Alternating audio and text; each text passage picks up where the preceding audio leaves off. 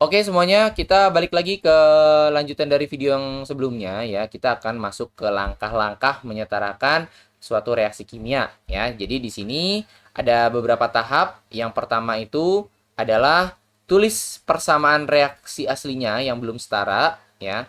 Itu adalah yang pertama. Kemudian hitung jumlah atom masing-masing unsur di ruas kiri dan kanan. Ingat, yang kiri itu namanya reaktan, yang kanan namanya produk atau hasil ya. Yang ketiga adalah memberikan koefisien. Nah, ingat ya, koefisien itu apa? Tadi koefisien itu kalau di slide sebelumnya adalah angka di depan senyawa yang melambangkan jumlah zatnya ada berapa ya. Pada zat yang memiliki rumus kimia paling rumit atau kompleks terlebih dahulu. Nah, ingat nih. Jadi kita tulisnya koefisien yang paling rumit dulu nih ya. Kenapa yang paling rumit dulu, Sir? Ya karena kalau yang nggak mudah, ya kalian kan ya gampang, nggak usah lah, nanti aja belakangan aja yang gampang gitu. Yang rumit dulu nih kalian setarakan gitu ya. Nanti kita lihatlah alasannya apa. Kemudian setarakan unsur-unsur secara berurutan. Nah ini ya, di logam dulu, lalu kemudian non logam, nanti hidrogen, baru oksigen yang terakhir. Lalu terakhir cek kembali total jumlah atom di akhir ya untuk memastikan semuanya sudah seimbang. Jadi harus kalian cross check lagi nih, kalau menurut kalian sudah sama, kalian cek lagi ya apakah benar-benar sudah sama atau belum. Nah, contohnya adalah reaksi sederhana yaitu pembentukan air.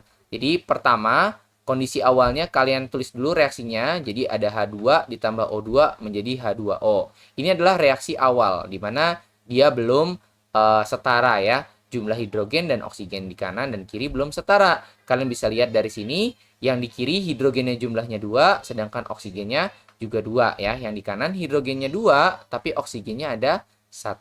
Nah, apa yang harus kalian lakukan? Yang pertama kali kalian lakukan adalah kalian menambahkan angka 2 ya di H2O. Supaya apa? Supaya oksigennya itu jumlahnya sama. Nah, kenapa sih, Sir, kita nambahin yang uh, oksigennya dulu atau yang di kanan dulu ya. Nah, karena kalau kalian nambahkan apa tuh? Oksigen yang di kiri ya, ini kan dia sederhana nih. Ya kan dia unsur kan di sini kan oksigen doang, O doang. Ya O doang mah bisa nanti aja gitu ya. Karena dia cuman sendirian. Tapi kalau dia molekul ya kan dia ada yang gak hanya O doang tapi ada H juga gitu. Jadi faktor penentunya ada dua di sini, ada H, ada O. Tuh, kalau sendiri kan bisa kalian otak-atik, ubah-ubah, ya gampang lah. Makanya di sini uh, kita berikan koefisien pada rumus kimia yang paling rumit dulu gitu ya. Itu alasannya tadi saya bilang di awal. Oke. Nah, sekarang ketika oksigennya sudah sama, ternyata ada yang belum sama nih, yaitu hidrogennya. Yang di kanan ada 4, yang di kiri ada 2. Berarti kalian harus jumlahnya harus kalian kalikan 2 kan di sini kan. Supaya apa? Supaya hidrogennya ada 4 ya. Nah, nggak boleh kalian ubah jadi 4 di sini.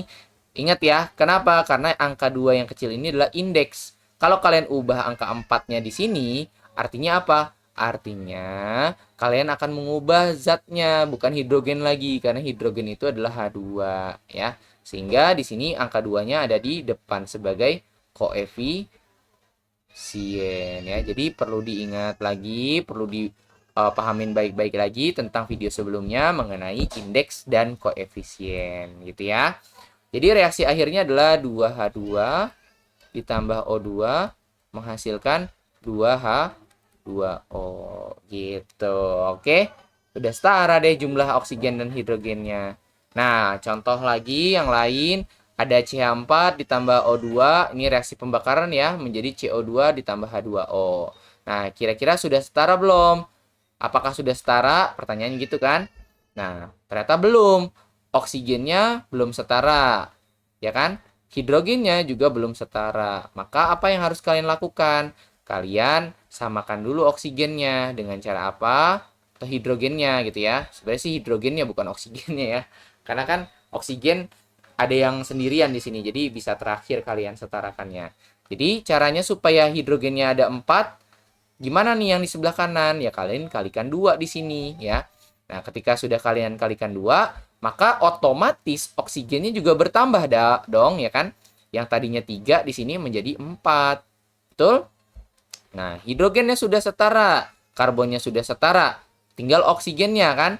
Yang di sini ada 4, di kanan, yang di kiri ada 2. Nah, ingat karena dia tunggal atau sederhana, jadi kalian tinggal kasih angka 2 aja di sini. Bisa dimodifikasi dengan mudah ya. Sehingga terbentuklah senyawa yang namanya CH4 ditambah, atau reaksi ya, CH4 ditambah 2O2 menjadi CO2 ditambah 2H2O. Sudah setara? Sudah, gitu ya. Itu adalah contoh yang kedua.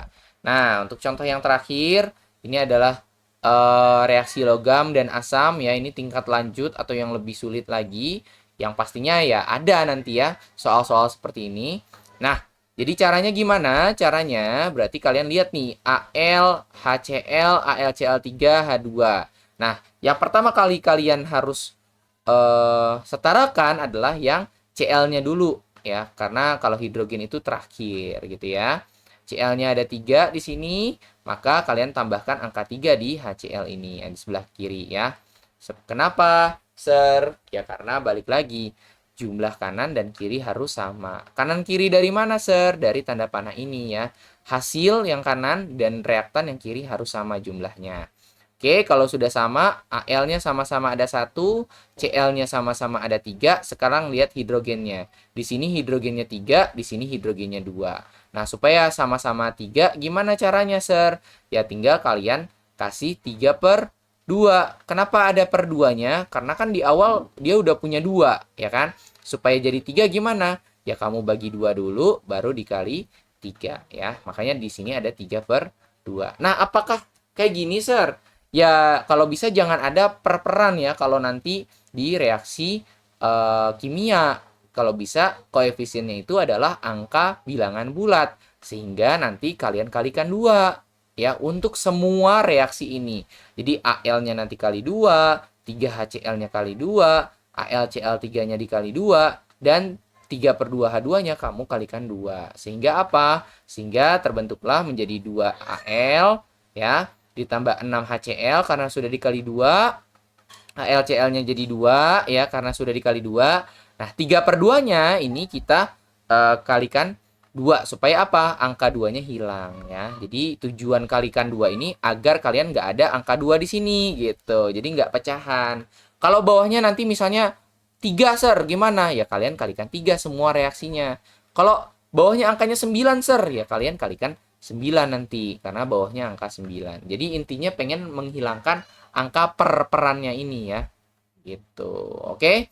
Paling dari saya segitu aja. Nah, ini adalah kesimpulan dari video kita dari penyetaran reaksi kimia ini. Yang pertama, menyetarakan reaksi kimia itu mirip seperti menyelesaikan puzzle atau teka-teki sudoku ya. Butuh ketelitian dan tidak boleh asal tebak, dan selalu cek ya, ulang jumlah akhir di kedua sisi. Jadi di sebelah kiri itu namanya reaktan, sebelah kanan itu adalah hasil atau produk.